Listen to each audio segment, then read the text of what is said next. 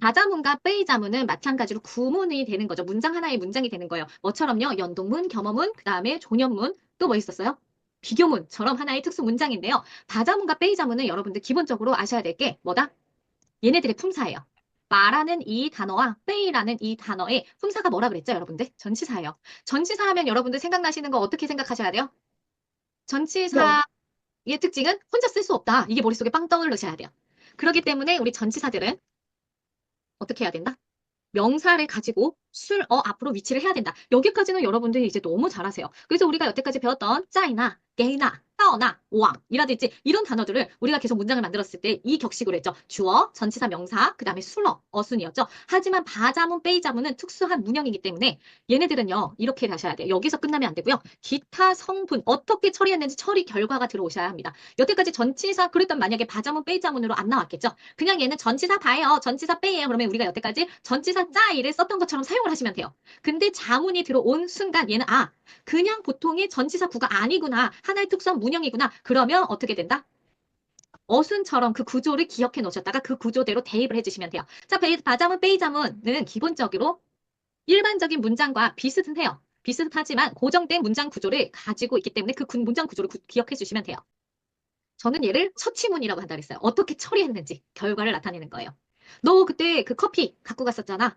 어떻게 했어? 나 그 커피 다 마셨는데? 다자문은 목적어를 강조하기 위해 나온 문장이에요. 우리가 여태까지 문장들은요, 그냥 수로 중심의 문장이었어요. 내가 먹고 마시고 사고 팔고 좋아하고 이런 것들을 직접적으로 얘기를 하는 문장들이 많았어요. 하지만 바자문은 해석 자체가 일단 무엇을, 물결이 들어왔죠. 왜? 전치사니까 전치사는 기본적으로 한국의 해석이 물결이 들어온다고 그랬잖아요. 혼자 쓸 수 없는 애. 무엇을, 뭐뭐를 가지고 뭐뭐 했다라고 얘기해요. 그러므로 일반 어순은 우리가 기본적으로 알죠. 주어, 수로, 목적어 구조다. 그럼 가볼까요? 나는 아메리카노를 다 마셨어요. 그럼 어떻게 해요?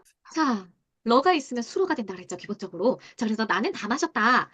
아메리카노를. 이렇게 됐어요. 그러면 이거를 다자문으로 처치를 하는 거야. 뭘? 메이시 카페를 어떻게 처리했냐? 그러면 바자문의 어순만 기억해 주시면 돼요. 바자문의 어순은 어떻게 하래요? 자, 뒤에 있는 이 목적어를 발을 가지고 어떻게 한다고요? 수로 앞으로 이동시킨다예요.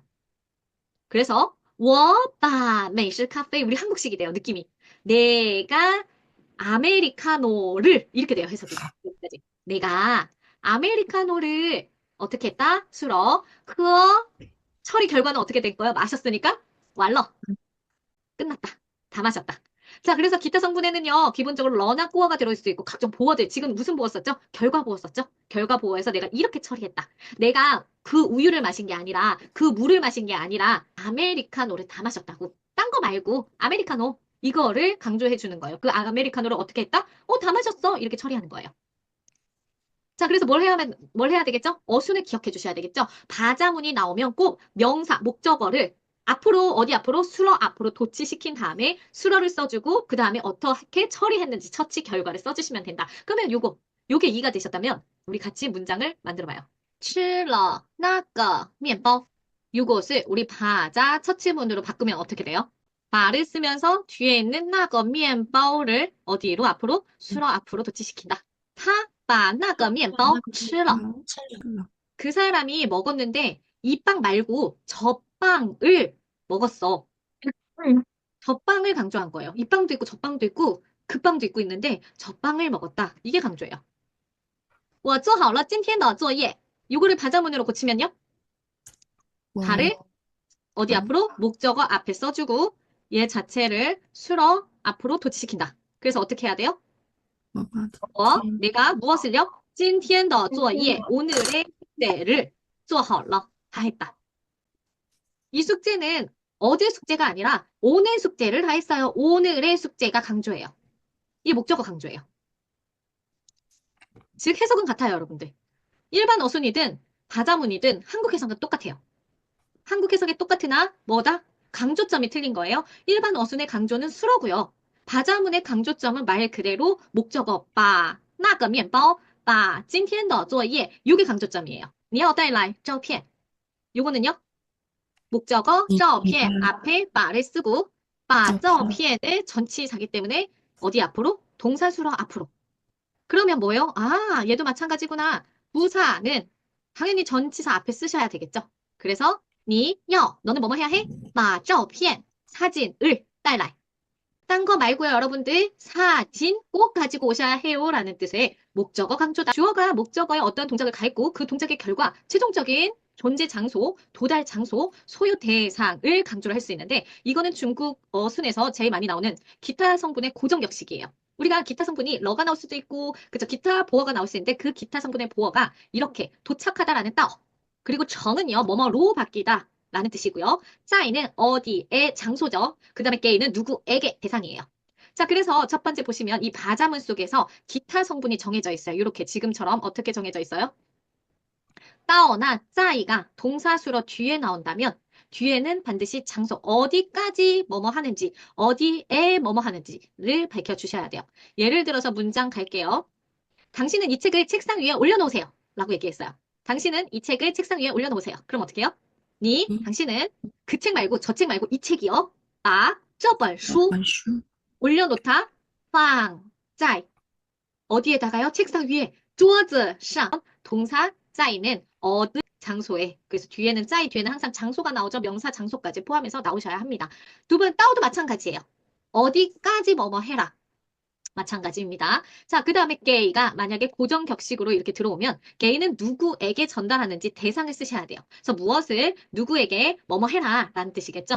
자, 그러면 나는 이미 그 사람에게 선물을 전달해 주었어요. 같이 읽어볼게요. 나는 이미 벌써 我 이징. 자, 부사는 당연히 전치사고 앞에 들어오셔야 되겠죠. 나는 이미 把礼物 선물을 송 주다죠. 여러분들 보내다. 그쵸? 데려다 주다 라는 뜻도 있고요. 송은 보내다, 즉 선물 같은 거. 리우의 동사는 송이에요. 고정 격식이죠. 그래서 我已经把礼物송 누구에게? 给他了. 자, 마지막으로 이룰 성자, 이 성이 요게 들어오면 뭐뭐로 바뀌다예요. 예를 들어서 우리 영문책을 중국어로 번역할 수도 있고요. 한국어로도 번역할 수 있고 이거 바뀌는 거죠. 또 여러분들이 가지고 있는 한국 돈을 인민폐나 달러로 바꿀 수 있죠. 그랬을 때 사용하는 정이루 성자예요. 바꾸다. 자, 가볼게요. 나는 인민폐를 한국 돈으로 바꿨어요. 우리 바꾸다, 체인지하다. 동사 뭐죠? 환. 요거 하나만 쓰는 게 아니라 정까지 써야지만 기타 성분 처리 결과가 되는 거예요. 그래서 가볼까요? 나는요, 我 무엇을요? 把 人民币 인민폐를 수로 환정 바꿨어요. 무엇을요? 한币. 문을 닫아주세요 하면 여러분들 머릿속에 떠오르는 것 뭐뭐 해주세요니까 칭. 문을 닫다 关门. 칭关门 해도 상관없어요. 칭님 관门 해도 되는데 바자문으로서 그 사람이 다른 거 끄고 닫을까 봐 칭님 把门关一下. 피동문이라고 하는 이 베이 자문은 누구한테 당했는지를 쓰시는 거예요. 피동문은요, 타인에 의해서 어떤 행위나 동작이 발생하는 것을 의미를 해. 되게 이상해. 하지만 중국에선 정말 자주 사용하는 문장 중에 하나다라는 사실 잊어버리지 마시고요. 바자문처럼요, 어순이 되게 동등해요.